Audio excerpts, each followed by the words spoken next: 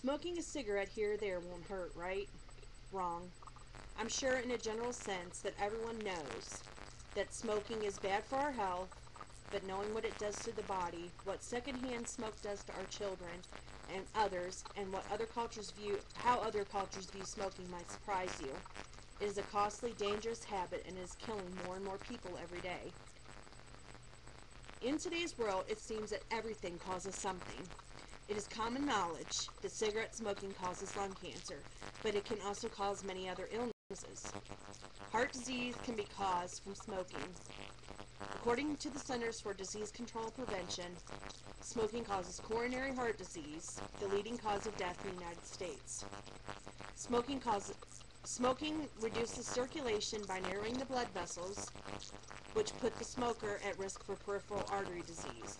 Peripheral artery disease is an obstruction of the large arteries of the arms and legs and can cause many other problems. Smoking can also cause one to have an aortic aneurysm. The aorta is the main artery that runs through the body. Smoking can cause death and accounts for 1 in every 5 deaths in this country.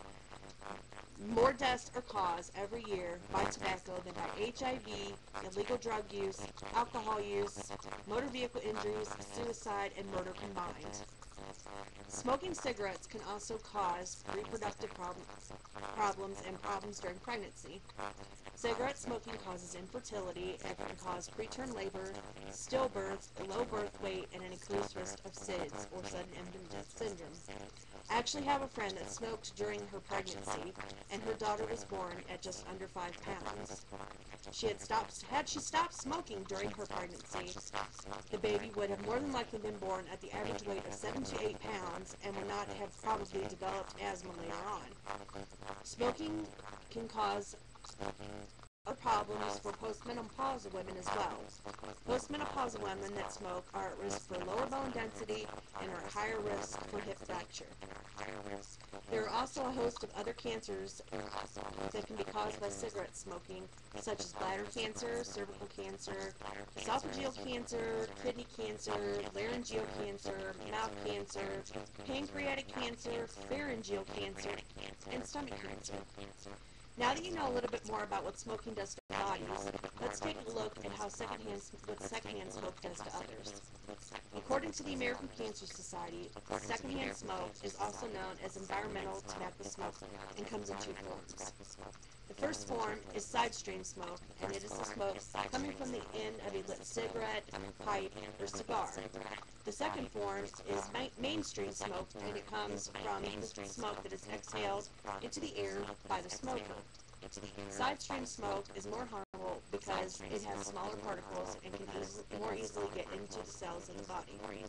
Secondhand smoke can be a problem in several areas, such as work areas, public areas, home, and in the car. In the work area, secondhand smoke causes increase in heart disease and lung cancer in non-smokers. Fortunately, workplace smoke areas are almost obsolete now. Smoke areas in public places are becoming far and few between as well. Smoking in the home can cause problems for all that live there.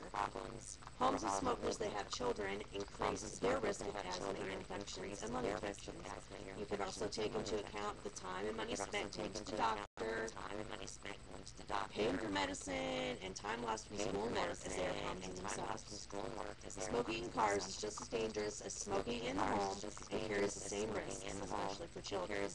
The odors from smoke can last for months and can settle into dust particles and on surfaces. This is known as third-hand or residual tobacco smoke. After discussing what smoke does to our bodies and the bodies of others, now let's take a look at how some other cultures view smoking.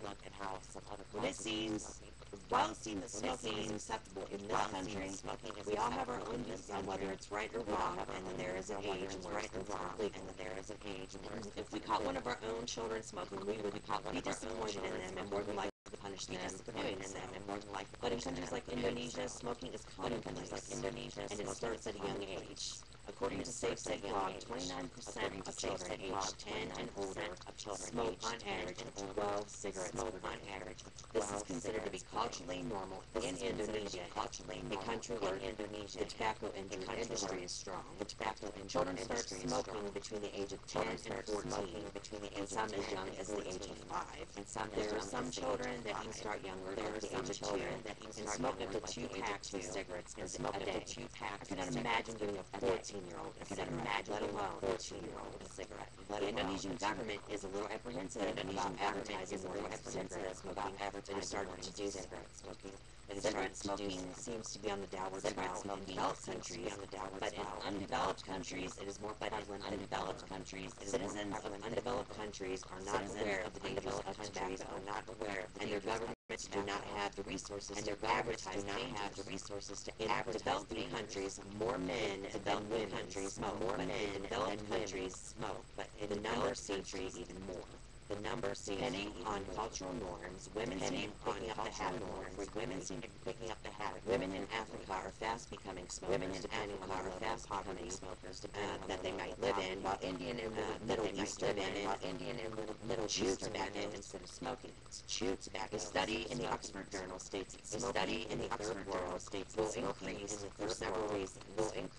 One being the rise in the population,